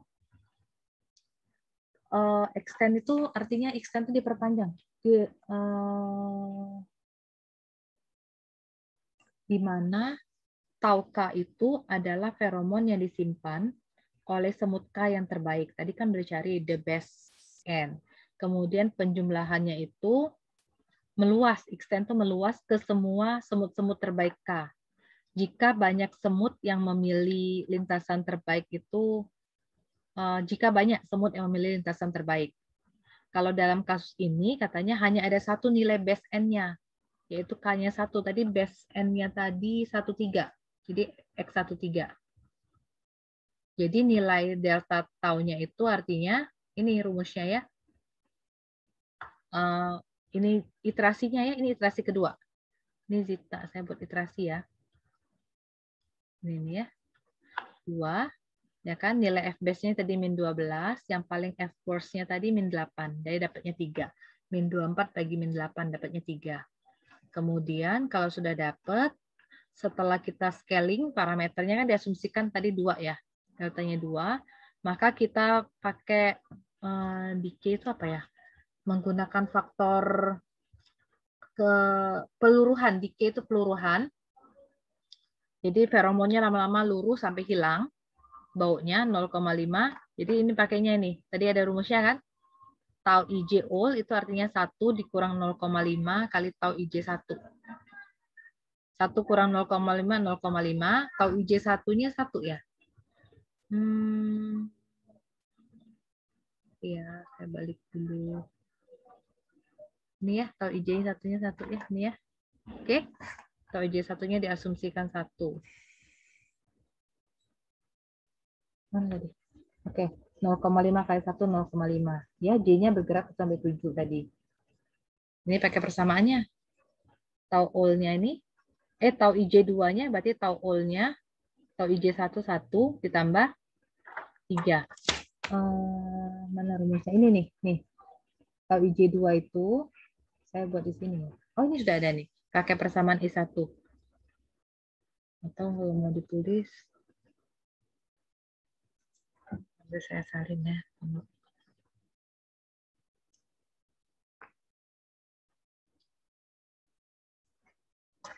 Nah, saya salin sini nih.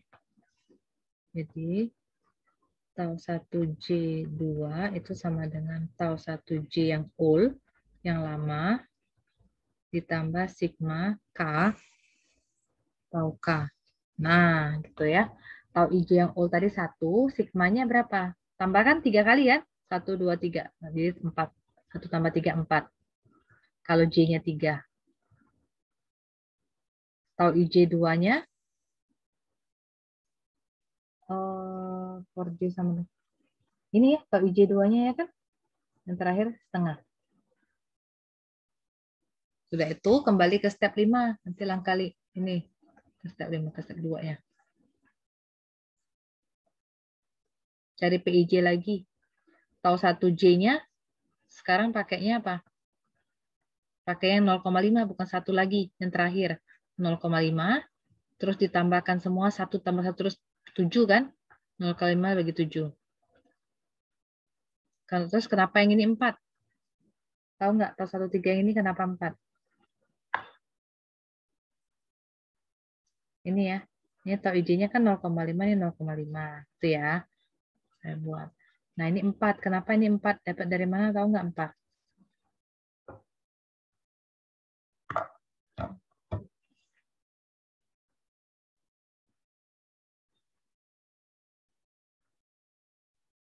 Empatnya tahu dapat dari mana?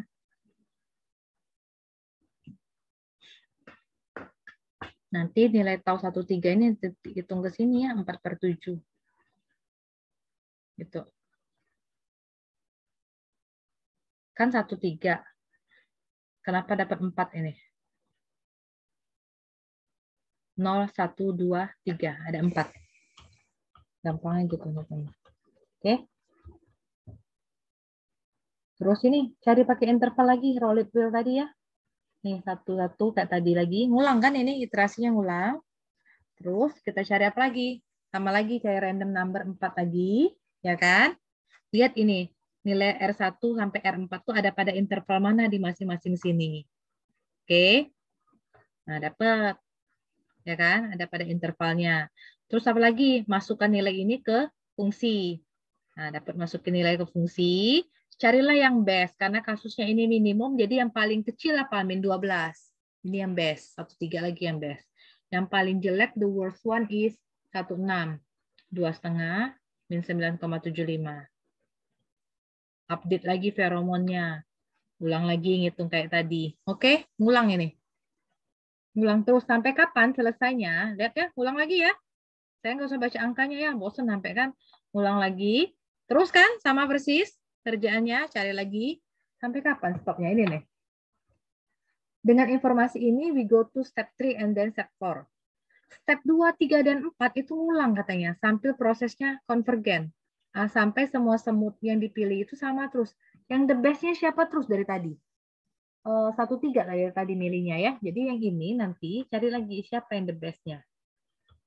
Oke. Kalau tetap 1,3 udah 3 kali kan? Ya udah stop iterasinya.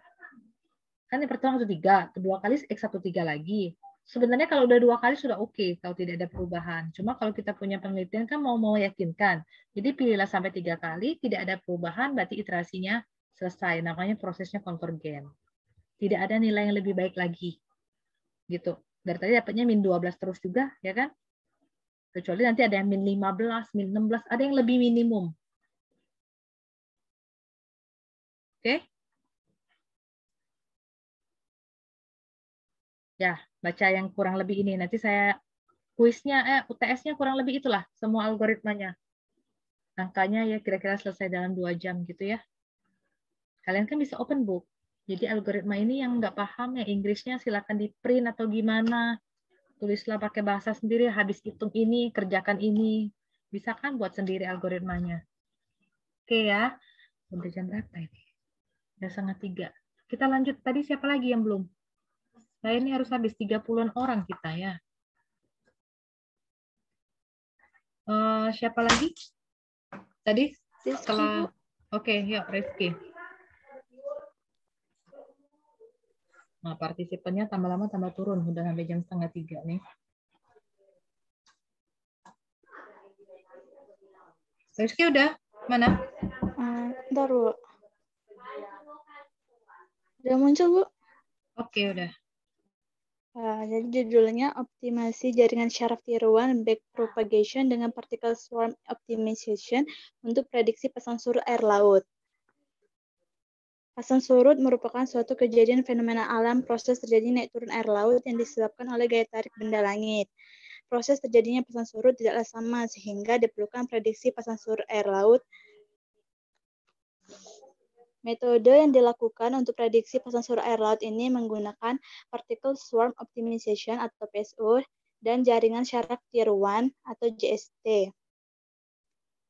Untuk studi kasus prediksi, metode yang sering digunakan dalam jaringan syaraf tier 1 yaitu backpropagation. Algoritma PSO digunakan untuk mengoptimasi jaringan pada JST untuk mendapatkan bobot yang ideal. Bobot tersebut dilatih menggunakan algoritma Neural Network Backpropagation. Optimasi dalam hal ini adalah tercapainya nilai error minimum dari JST. Data yang digunakan dalam penelitian ini adalah data sekunder, yaitu data yang sudah diolah oleh pihak pengumpul data primer dan data berbentuk laporan historis dari BMKG Kota Tanjung Pinang, yaitu dari tanggal 1 Januari 2015 sampai dengan 11 Februari 2015 berjumlah 1.000 data. 1.000 data akan dibagi menjadi 2 bagian, 700 data training dan 300 data testing. Nah, berikut flowchart prediksi secara umum. Untuk JST dan PSO dalam penelitian ini menggunakan parameter C1-nya 1, C2 1, inertia max-nya 0,9, dan inertia min-nya 0,4.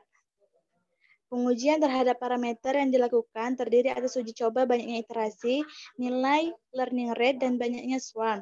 Pengujian ini bertujuan untuk mencari nilai mean square error atau MSE terkecil. Berikut tabel pengujian nilai parameternya. Kesimpulannya, berdasarkan hasil pengujian dan analisis pada jaringan syaraf tier 1 menggunakan particle swarm optimization untuk prediksi tinggi pasang surut air laut, didapatkan nilai parameter terbaik dengan iterasi sebanyak 20, jumlah swarm-nya 90, dan nilai learning rate-nya 0,9, di mana dengan nilai-nilai tersebut didapatkan akurasi prediksi sebesar 92,56%. Cukup, Bu. Ke teknik benar ya dia ya. Ada jurnalnya teknologi juga. Jurusan apa nih? Coba lihat ke atasnya bentar.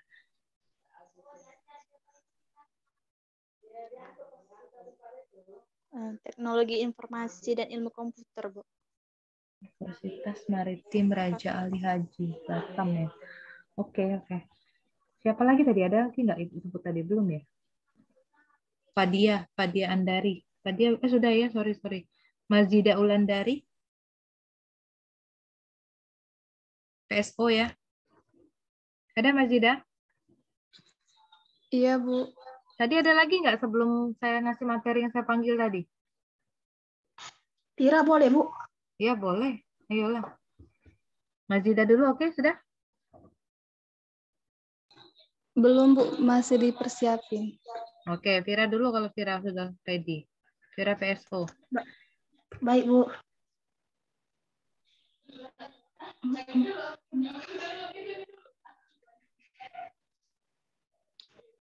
Sambilan dia nge-share, saya coba sebutin ya, benar nggak ya? Sambilan saya catat ini ya. Nur Afni Yunika sudah, benar kan? Ada nggak Nur Afni? Benar, Bu. Mutasya Gebi sudah. Ada nggak Mutasya? Belum keluar nanti ya datanya. Jericho udah ya kan?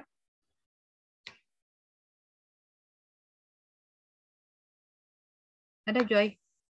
Joy sudah kan ya? Zikri Egitama juga sudah. Benar nggak? Sudah, Bu. Utami Miftahul sudah juga.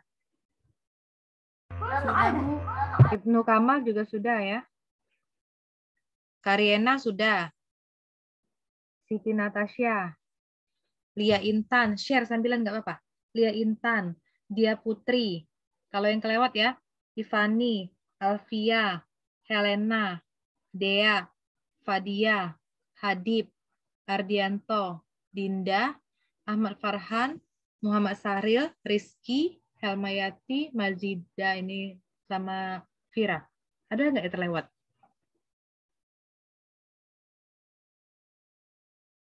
Ada yang terlewat yang sudah tapi nggak saya sebutin? Oke, nggak ada ya. Oke, Mazida apa Vira dulu?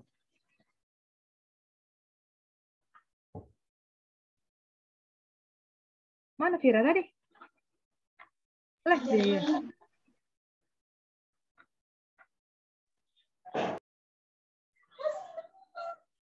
Ya, terserah siapa dulu lah. Vira apa Mazida dulu?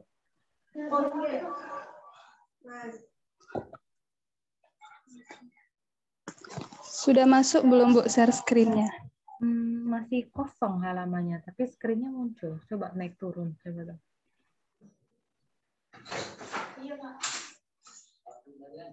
Tampilan screen-nya ada, tapi putih, nggak ada tulisan kalau di Ibu. Nggak tahu di teman-temannya. Sama Bu. Nah, belum berarti.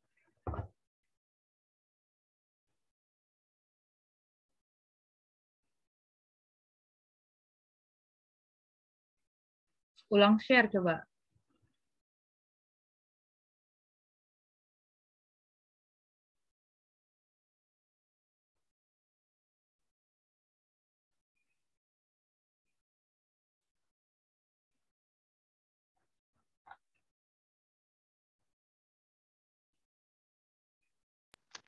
Bu, Oke.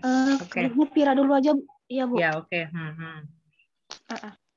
Oke, di sini Pira mempresentasikan teknik penalti pada optimasi berkendala menggunakan vertical swarm optimization. Pada metode dalam penelitian ini menggunakan metode heuristik seperti PSO. PSO bisa digunakan pada optimasi dengan berkendala. Namun dalam update posisi partikel, supaya optimasi memenuhi kendala, partikel akan dikenakan nilai penalti jika tidak memenuhi kendala. Simulasi diberikan pada dua model optimasi. Hasilnya menunjukkan teknik penalti dapat menemukan pendekatan solusi optimal pada optimasi berkendala, Bu.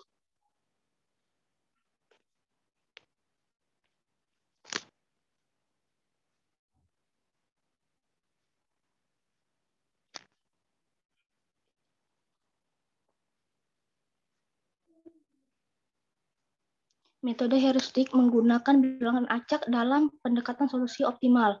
Pada penelitian ini akan digunakan metode heuristik yaitu PSO pada masalah optimasi berkendala menggunakan teknik penalti. Di dalam penelitian ini menggunakan dua metode barrier dan penalti. Pada metode barrier, misalkan terdapat masalah optimasi minimasi dengan kendala berbentuk ketidaksamaan dengan fx adalah fungsi objektif dan gx i sama dengan 1, 2, sampai m adalah kendala. Dan pada optimasi ini diubah menjadi optimasi tak berkendala seperti pada persamaan yang kedua yang ada di bawah ini dengan parameter yang bernilai positif dan nilai penalti. Metode barrier dan penalti pada masalah optimasi berkendala adalah pada metode barrier, nilai barrier mendekat dari dalam daerah penyelesaian visible dan konvergen ke solusi pada masalah optimasi. Pada metode penalti, nilai penalti mendekat dari luar daerah penyelesaian atau invisible dari konvergen ke solusi pada masalah optimasi. Teknik penalti pada masalah optimasi berkendala. Teknik penalti mengubah masalah optimasi dengan kendala menjadi masalah optimasi tak berkendala. dengan memberikan penalti dengan invisible solution. Dan mempunyai dua cara. Cara satu, di mana X adalah suatu variabel, Fx adalah fungsi objektif parameter penalti, dan Fx adalah nilai penalti. Dan di bawah ini adalah pada masalah maksimal dan pada masalah minimasinya. Dan cara yang kedua, menggunakan di mana X adalah suatu variabel, Fx adalah fungsi objektif, dan Px adalah nilai penalti. Dan di bawah juga adalah masalah maksimasi dan minimasinya. Misalkan terdapat masalah optimasi atau minimasi dengan kendala berbentuk persamaan min Fx dengan kendala Gix sama dengan 0i sama dengan 1, 2, sampai M. Nilai penalti untuk kendala yang tidak dipenuhi adalah seperti yang di bawah itu, Bu. Secara umum, fungsi penalti yang digunakan adalah seperti pada persamaan 13, karena kendala 11 berbentuk persamaan. Fungsi objektif 11 yang telah diberikan penalti Px dengan parameter penalti P yang bernilai positif seperti pada persamaan. PSO inisialisasi dengan sekumpulan partikel sebagai kandidat solusi pada posisi acak. Salah satu aplikasi PSO adalah untuk menemukan pendekatan solusi optimal pada masalah optimasi dengan tidak berkendala maupun dengan kendala. Langkah-langkah algoritma PSO adalah sebagai berikut. 1. Inisialisasi posisi partikel X pangkat S. Kedua, inisialisasi kecepatan partikel P pangkat S. Yang ketiga, tentukan local base partikel. Yang keempat, hitung fitness function-nya beserta nilai penalti. Yang kelima, tentukan global base particle. Dan yang terakhir, update posisi dan kecepatan partikel. Hasil simulasi. Pada penelitian ini terdapat dua model optimasi berkendala yang akan digunakan seperti yang ditunjukkan pada tabel 1, di mana model 1 dan satu titik optimum global seperti pada gambar 1, dan model 2 terdapat banyak titik optimum lokal seperti gambar kedua. Selain itu juga terdapat 3 fungsi kendala dalam pencarian solusi optimal. Di dalam ini ada model optimasi yang digunakan dengan kendala dengan model 1 dengan kendala min Fx1 sama Fx1 X2 sama dengan X1 pangkat 2 ditambah X2 pangkat 2. Dan model kedua dengan kendala min Fx1 X2 sama dengan 20 ditambah X1 pangkat 2 ditambah X2 pangkat 2 dikurang 10 cos 2 pi X1 dan ditambah cos 2 pi X2. Teknik penalti yang digunakan pada model 1 dan model 2 menggunakan PSO. Pada bagian update partikel PSO, perhitungan nilai fitness akan dikenakan penalti jika partikel tidak memenuhi kendala. Parameter PSO yang digunakan adalah jumlah populasi 30, iterasi maksimum 50. Dan di bawah ini ada gambar 3 dan gambar 4. Pada gambar 3A dan 3B, 3A dan B terlihat proses optimasi tanpa kendala dan iterasi pertama sampai iterasi maksimum. Sedangkan 3C sampai D terlihat proses optimasi dengan kendala dari iterasi pertama sampai iterasi maksimum.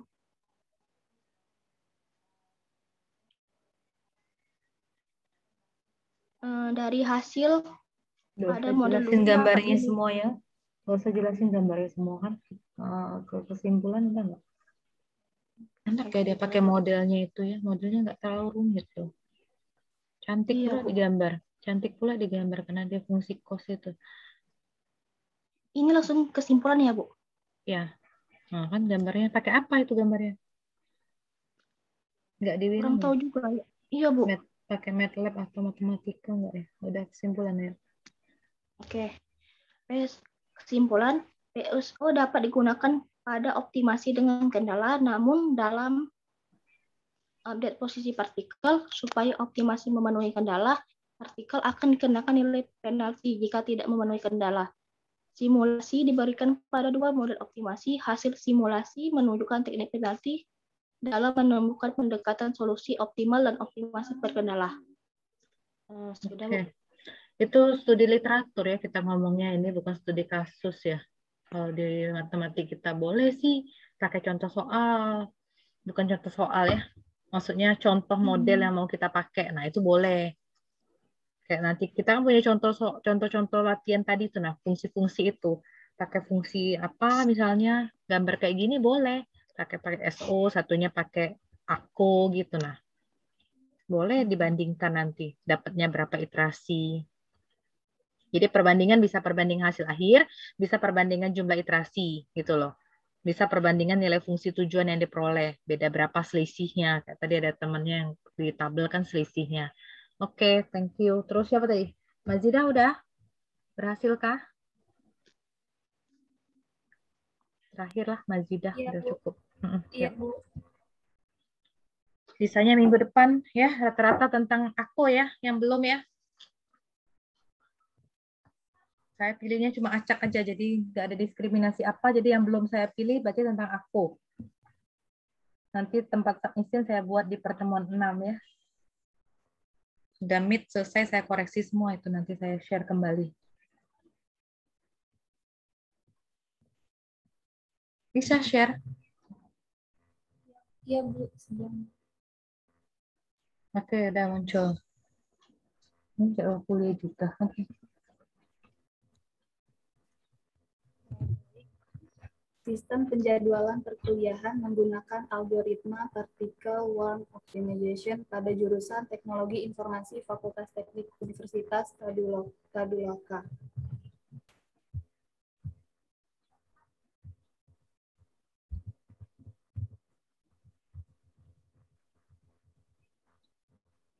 Untuk menghasilkan jadwal perkuliahan yang lebih optimal dengan waktu yang lebih singkat, algoritma Vertical Worm Optimization atau PSO merupakan salah satu algoritma yang dapat digunakan untuk membuat sistem tersebut. Landasan teori. Dalam PSO, populasi disebut dengan worm dan individu disebut dengan partikel. Algoritma dasar PSO terdiri dari 3 tahap, yaitu pembangkitan posisi serta kecepatan partikel, update kecepatan, dan update posisi. Langkah kedua adalah update kecepatan pada semua partikel dengan menggunakan nilai fitness.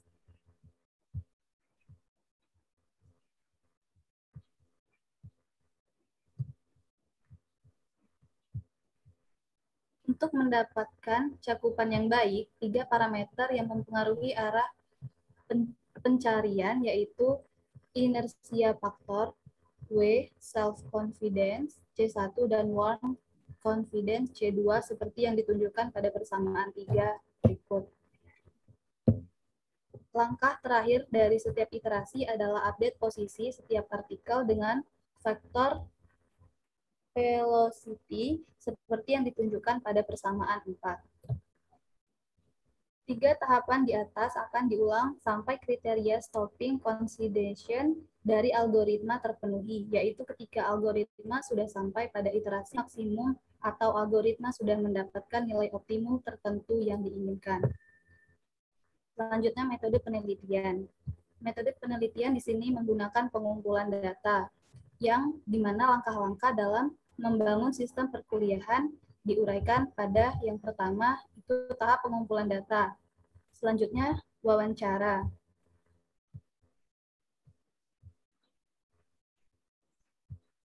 Berikut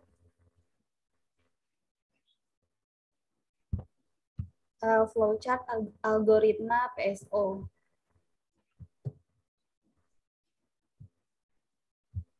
Pembahasan dan hasil. Penelitian ini menghasilkan sistem penjadwalan perkuliahan berbasis desktop.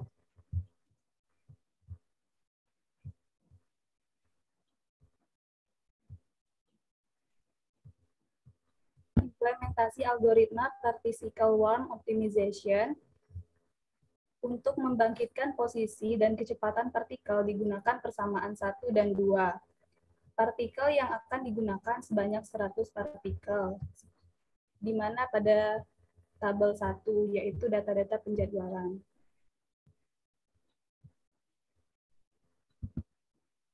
Yang kedua, evaluasi fungsi fitness. Nilai fitness dihitung sesuai dengan total jumlah pelanggaran yang dilakukan untuk setiap pelanggaran. Untuk kategori batasan keras diberi penalti 1 dan batasan lunak penalti 0,001 pada tabel kedua menunjukkan kategori jenis batasan pelanggaran. Yang ketiga, menentukan local base dan global base. Untuk menentukan local base, dilakukan dengan cara membandingkan nilai fitness yang dimiliki partikel sekarang dengan nilai fitness pada local base. Yang keempat, update kecepatan dan posisi. Untuk melakukan update kecepatan, kita akan menggunakan persamaan 5, dan untuk update posisi, kita akan menggunakan persamaan 6. Yang kelima, stopping condition.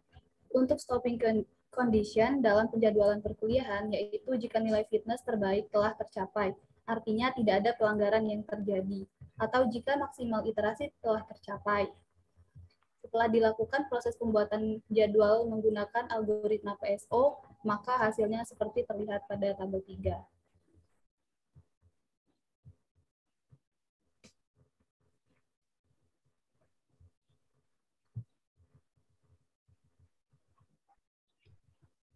Langsung ke kesimpulan coba.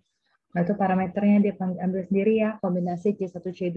Jadi kalau PSO boleh pakai C1, C2-nya kombinasi sendiri. Terus ke bawah.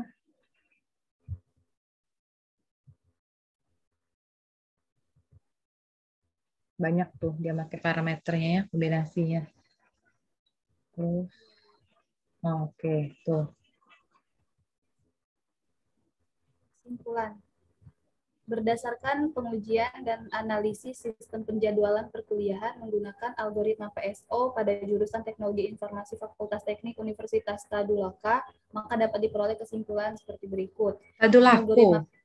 Tadulako kan namanya? Iya, Tadulako. Maka dapat diperoleh kesimpulan seperti berikut. Algoritma PSO dapat digunakan untuk sistem penjadwalan perkuliahan pada jurusan Teknologi Informasi Fakultas Teknik Universitas Tadulako. Hasil yang didapat dari algoritma PSO dalam menyelesaikan penjadwalan perkuliahan belum menghasilkan solusi yang optimal.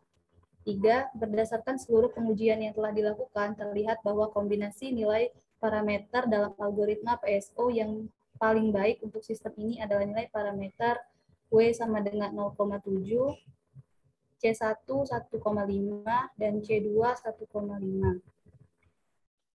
Sistem penjadwalan dijalankan untuk membuat jadwal perkuliahan semester genap 2017 sampai 2018. Jadwal perkuliahan semester genap 2017-2018 berhasil dibuat dengan nilai fitness 0,034 dengan waktu eksekusi selama 214 detik. Cepet banget ya. Cepet banget ya buat jadwalnya ya. Bagi 60 aja 4 menit. Oke, itulah gunanya sih sebenarnya algoritma heuristik bantu kita daripada algoritma konvensional. Udah cukup ya. Terima kasih. Berarti minggu depan pertemuan terakhir dengan saya sebelum UTS. Oke, makasih ya. Selamat sore. Makasih, Bu. Makasih, Bu.